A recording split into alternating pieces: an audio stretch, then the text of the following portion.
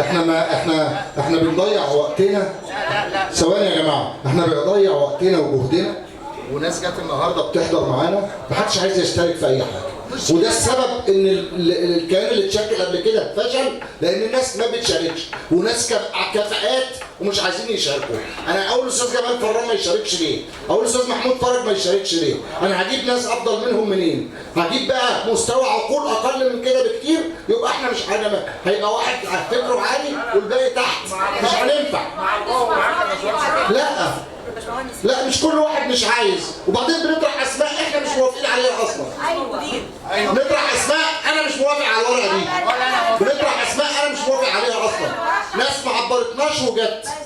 انا الناس اللي جم دول هم على راسي. انا اول واحد استاذ محمود ادريس كنت على خلاف معاه. اول ما جه وقال اوكي انا قلت لازم يبقى معايا. لكن مشيرة لا. خلاص ايوه على راسي. لا كل المجموعه دي لا الا احنا استاذ احمد كشك، استاذ ابو الدهب، مجدي ابو الدهب، حضرتك محامي عشان نحطك في تخصصك، لان احنا عايزين مستشار قانوني ومستشار اعلامي ومستشار فني وحد يكون بتاع زراعه وحد يكون يفهم في الميكانيكا والابار، عشان كل واحد يشتغل في تخصصه.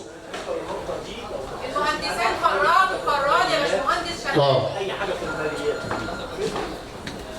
ماشي يا جماعه، حد يقول لنا. طيب نزيه مسعود، نزيه مسعود مستشار. طيب حلو قوي، محامين كويسين كتير. طيب مين تاني يا جماعه؟ يعني حضرتك عندك مشكله و40 فدان ومستخسر تضيع وقت حضرتك في انك تشترك معانا. يا حبيبي انت تعالى بس قرب مننا، تعالى. لا انت ما قلتليش اعمل لك ايه؟ انا قلت لك موضوعك في رقبتنا، احنا خلاص هنشوف ورقك ونقتنع بيه وهنعرضه على المحامين بتوع المكان، والمهندس مدحت عليه التنفيذ وهيقول لك بالظبط روح اعمل لي محضر واديه للنيابه، ويبعت المحامي بتاعه يروح النيابه ويقرر لك بان انت صاحب الارض وناخد لك حكم بالتنفيذ. هو حضرتك الباشمهندس مدحت وهاني بيه ما هو مش موجود. ما هو بصوا انتوا يا جماعه مش فاهمين ليه؟ المهندس مدحت ما يقدرش يخش الارض تاني ويعمل جنايات. هو مالوش فيها، يخشها ليه؟ انا مره من المرات بقول له انت ليك فيها 10% واحنا 90%، قال لي ده انتوا ليكوا 99% ولا 1%. يخش ازاي لوحده هو؟ يدخل في ايدينا كلنا احنا الملاك، احنا اللي ندخله نقول له تعالى طبق لنا العقود اللي احنا عملناها معاك. تعالى عيد تسليم الارض لينا من تاني، اي واحد عنده مشكله عيد تسليم ارضه من تاني. وبعدين انت اصلا يعني دلوقتي حضرتك جايب الورق والملفات وهتاخدها وتمشي تاني بعد الاجتماع، ولا تكون معانا وعارف وقاعدين كل ما نبص لك نفتكر مشكلتك نحاول نحلها لك، فمش معقوله تمشي. حضرتك قول لي اللي مطلوب مني كعمل ايجابي على الارض وانا عينيا الاثنين وتحت امرك. حضرتك شغلتك ايه؟ مهندس ايه؟ مهندس معماري. خلاص يعني ده عقل يعني. ما تشتركش معانا ليه؟ معلش حضرتك ما انا عندي شركتي الخاصه. وانا برضه عندي شغل الخاص على فكره، ما باخدش حاجه، ولا ده هياخد ولا ده هياخد. حضرتك شايف ان دوري هيبقى ايجابي؟ يعني ايه لما ادعوك الاجتماع كل اسبوعين او 15 يوم او كلمك في التليفون اقول لك يا باشمهندس شوف لنا عايزين نعمل ايه رايك في الموضوع ده؟ على دماغي يا فندم عينيا الاثنين، بس انا برضه لما حبيت اتكلم في القطعه بتاعتي واللي ليا يا بيه انسى اللي فات يا حبيبي. والله العظيم انا عن نفسي ما اسمحش اقابل ربنا ان وصلتني مظلمه منك وانا ما واقفش جنبك، لان انت رميتها في عيبي. اقسم بالله العلي العظيم انت رميتها في عيبي. وكمان هو يشارك كمان. شوف يا فندم حضرتك ايه اللي مطلوب مني وانا خلاص احنا مطلوب انك تجتهد اكتر في الحفاظ على ارضك، ما ينفعش تاخد ارضك وتروح تقعد في الكويت 40 سنه 40 فدان تسيبهم وتمشي وتيجي تلاقي واحد متعدي عليهم. كنت واخدها ايه؟ الله كنت واخدها امتى؟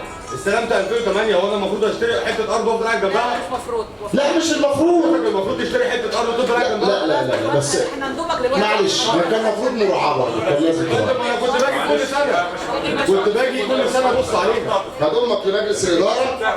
اسم حضرتك لا يا فندم، كل سنه باجي ابص عليها، كل سنتين ببص عليها، بس انا ابتديت لما اجي اقيم اعمل مشروع بقى عندي. اسم حضرتك ايه؟ عمر عماد العطار. تليفونك 010 627 607 كلنا عندنا اعمال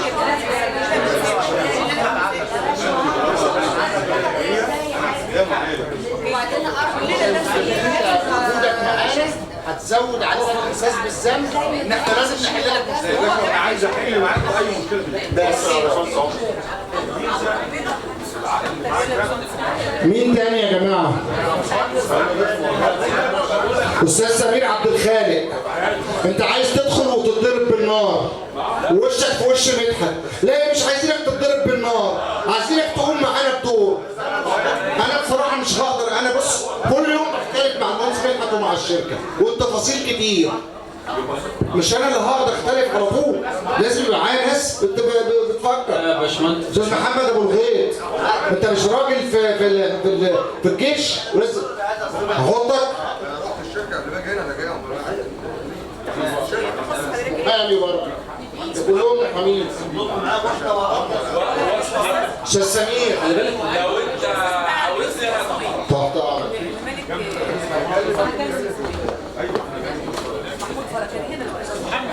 حضرتك تخصصك ايه يا استاذ سمير؟ طيب ماشي. ايوه مين عايز ينضم يا جماعه؟ مهندس سامي حسن.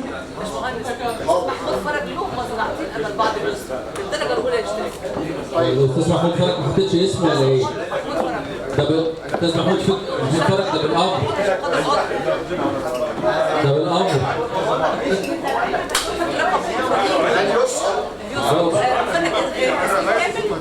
مهندس سامي حسن، تخصص حضرتك ايه؟ عمارة؟ ده انتوا هتبنوا الموقع كله بقى. عشان نحلوا خلاص هنقعد مع بعض بعيد عن اي مشكله. ليه احنا مش عايزينك تروح لجهه ثانيه زي جمعيه ثانيه تخسر هدفنا. احنا هدفنا محافظه فينا واراضي الناس اللي فيها. بعد ما نخلص اتحاد المساهمين هنقعد مع بعض، كلنا هنقعد مع بعض.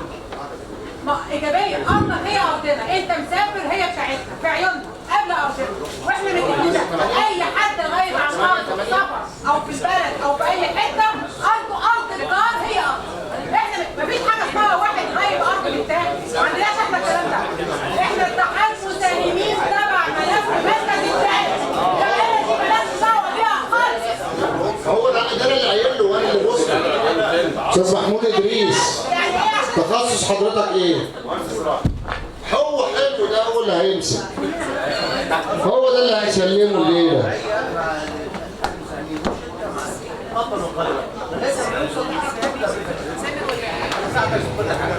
يا ابني والنبي عايز قهوه عليك ولا كتبت احمد بكشكر. الكشك ماشي. بس اصلا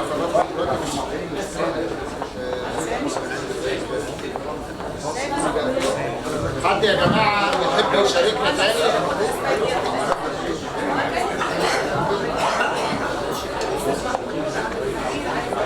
ايوه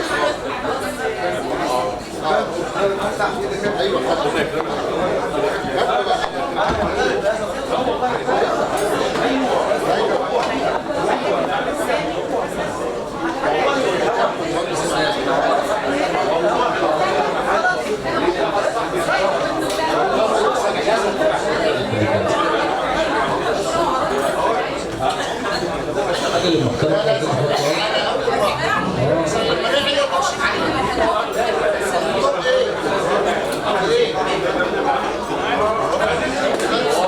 هو احنا خلاص لان مش عايز مجلس عبيد. لازم انا معجب فيه جدا، لسه مكلمه من امبارح بسلم عليه بس انا معجب فيه جدا.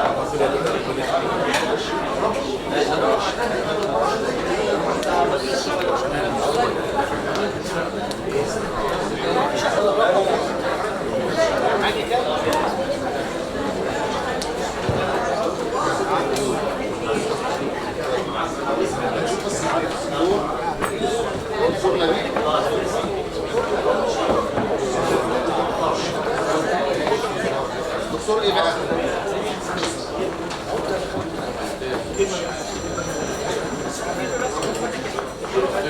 لا هنكتب